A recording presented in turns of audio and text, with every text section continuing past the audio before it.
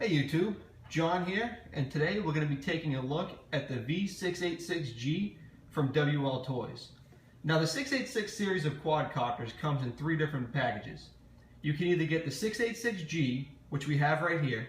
Now this is the 5.8 gigahertz FPV version, or you can get the 686K, which is the Wi-Fi FPV version, and then finally the 686J. That's fitted with a standard camera without any type of FPV setup. Now when you order the ready-to-fly package, it comes complete with the transmitter, quadcopter, spare set of props, prop guards, FPV camera, FPV screen, brackets to mount the FPV screen to the transmitter, the AC charger for the quadcopter battery, a USB charger for the FPV display, a 4 GB SD card, and a USB card reader. Now the transmitter is physically the same as the popular 2x2 transmitter. However, it's not on the 2x2 protocol. It's got a nice large backlit display. You can see if you give it some throttle, the display lights up. And that'll tell you what rate you're in, how much trim you have in the quadcopter, how much battery life is remaining in the transmitter, and whether or not you have the LEDs on the quadcopter or not. So your trim buttons are in their pretty standard locations, you know, with your yaw, your throttle, forward and back, left and right trim there. So nothing new there. Your rates run down the side here for 40, 60, and 80%, and then 100% is the top right button here. So it's kind of awkward. It's hard to determine what rate you're going into without taking your eyes off the quadcopter. So I'm not a big fan of that, but it is what it is. I typically just fly in 60% rates anyways. It seems to be a good rate for me, especially flying FPV. There's only one yaw rate between these four rates, but it's relatively quick and very controllable, so it's really not a big deal.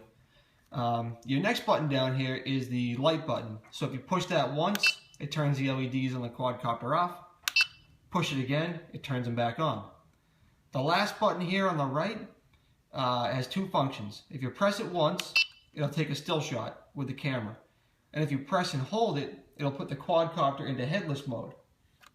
Now unfortunately, I found the headless mode to be next to useless on this quadcopter, so I'm really not going to even demonstrate it in the flight test of this video, because it really just doesn't work.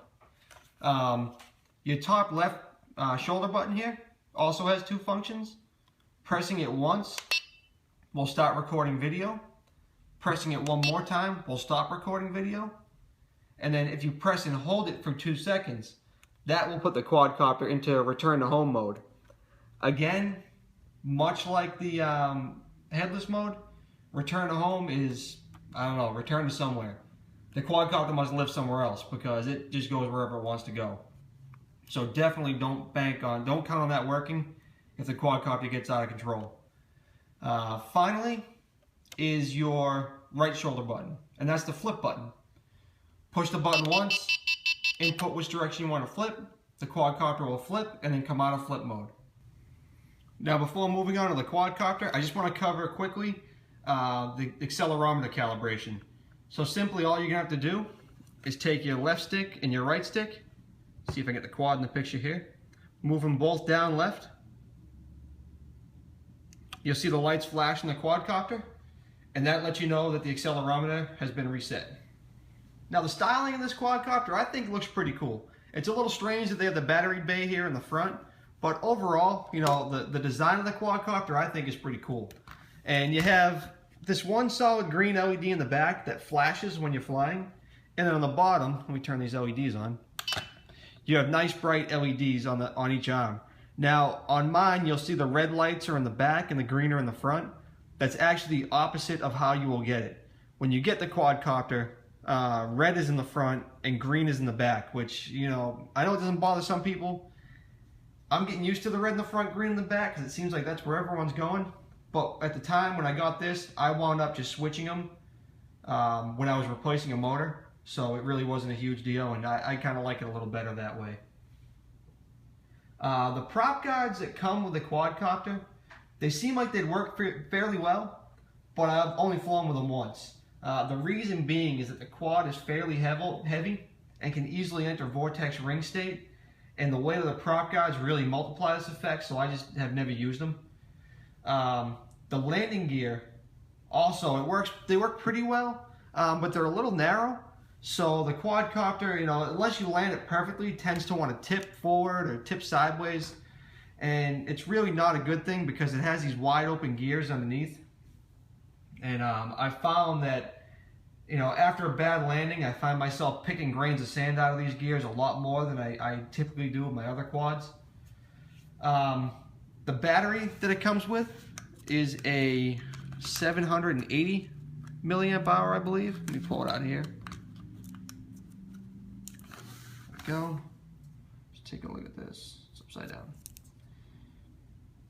Yes, 780 milliamp hour battery. And in this configuration right here, with the camera and no prop guards, that's really the only way I ever fly it. I get about 6-minute and 45-second flights until I reach low voltage. At that point, the lights will stop flashing. But I found that the LVC lasts almost 2 minutes. So in reality, you're getting about 8.5-minute flight times on this battery. And I've actually seen and heard of 1200 milliamp hour batteries for this quadcopter, and guys getting 12-minute flights out of them. So that's pretty amazing.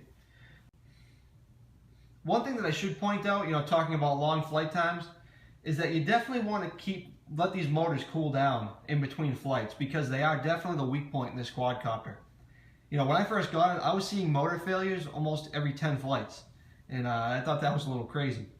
But Mr. Polymers had suggested that I clean these with electrical contact cleaner, and basically to do that, I've been using the electrical contact cleaner that you can buy from like Home Depot and spraying it up inside these holes in the motor and then blowing them out. And knock on wood, I've had about 25 flights since I've started doing that on a new set of motors, and I haven't had a failure yet. So that's something to keep in mind. So the last thing I want to cover before we go for a flight here is the FPV setup. Now, the factory camera mount, if we look at it here, you can see it's pointing slightly downwards. And for anyone who's flown FPV, you'll know that that's really not the hot setup, because it's really hard to see where you're going when the camera's pointed in the dirt.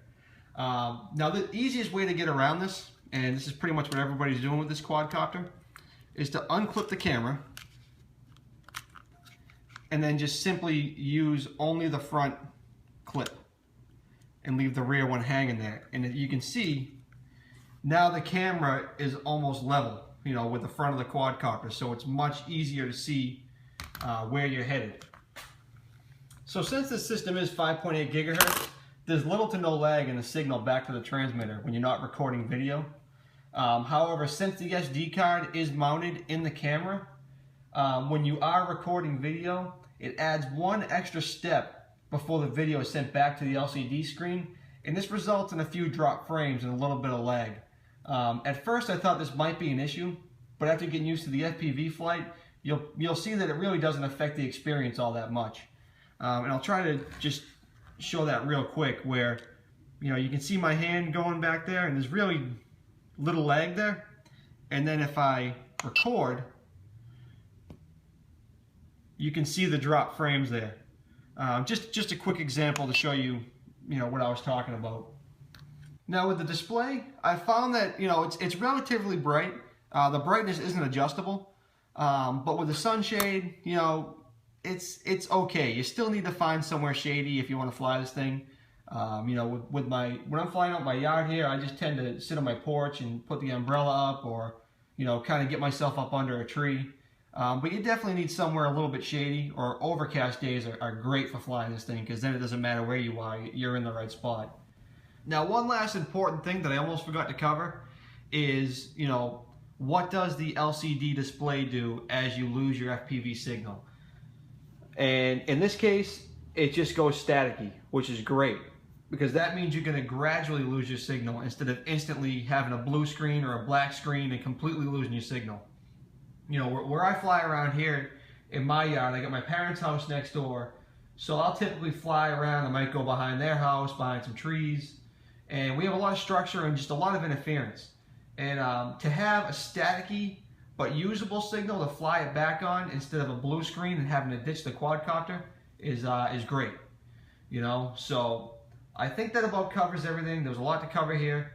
So let's bring this thing outside and take it out for a flight. Alright, this is going to be the outdoor flight of the WLToys V686G, and we'll start it off in low rates. And as you can see, low rates are very, very smooth and docile. There's not a whole lot of pitch to it, and you know, on a nice wind-free day like today, this is the perfect rate to be flying in. You can get good, smooth video, real easy to fly. You know, if you're flying FPV, there's not too much angle, so you're not looking at the ground while you're flying. So it's just a really good rate to fly in if you're, you know, if you get a nice wind-free day. And we'll move it into 60% rates. And this is typically where I'll fly it in, you know, especially if I'm flying FPV. This is about the fastest rate that I've found I can fly in and still not be, you know, staring directly at the grass. So this is typically where I'll fly when I'm flying FPV. And we'll move it into 80% rates. And it gets pretty quick in 80% rates. You know, this is where you're probably not going to be flying FPV in 80% rates. It's just too much pitch, you know, and that goes the same for you know, 100% rates, which it's in now. You can just see how aggressive that angle is. You know, it's just way too much angle. But the thing can be in a, you know, a sporty little flyer. You know, it's only got one yaw rate, but the yaw rate's pretty fast, and you can see you can get pretty good funnels out of it. But what I like the most is the resolution. You know, you can see nice smooth panning with it. Just really nice flyer. It can do flips. Police car coming by. I don't typically flip it much just because it is my FPV flyer, but you know, side flips are good, back flips are good. So I mean, that's a good flipper. You know, definitely no complaints there. It's actually an ambulance. When we take it up a little higher and we'll face it towards the garden, and we'll take a quick snapshot just to show you how the still shot function works. There we go. And now I think we'll drop it into 60% rates here, and we'll put the video camera on and do some FPV flight. So we're on 60% rates, and I'll start recording video, and we'll go for a flight around the yard here, just to kind of show you the FPV capabilities of this copter. That rooster's just learning how to crow. So there's us watching the camera, or watching the screen. We'll fly over here. And this is 60% rate, so it's pretty quick. You know, we'll go down here. It's just a lot of fun to fly around here in FPV. Just an absolute blast. But it's definitely, I mean, even though you get that drop in frame rates when you're recording, it's still, as you can still see, you can still easily fly it in FPV. You know, it's the latency really isn't that noticeable while you're flying. We'll take one more loop around here and we'll bring it back in. Back behind the greenhouse, through the orchard, and back over to us. So we'll kill the camera. The WLToys V686G. I'll tell you, if you're in the market for an FPV copter, definitely if you're looking for your first FPV copter, look no further. This is the one. You know, this is definitely an awesome quad. The only downside I see is the fact that the motors fail pretty frequently, but you know, they're cheap and they're not too hard to replace, so it's really not that big of a deal. If you take care of them, you don't overheat them, you keep them lubed, you'll be just fine. So yeah, I hope this video was helpful to someone. If it was, please give it a thumbs up. Definitely leave a comment down below. If you haven't already, please subscribe. I try to post new videos every Wednesday. And as always, thanks for watching. I'll catch you next time.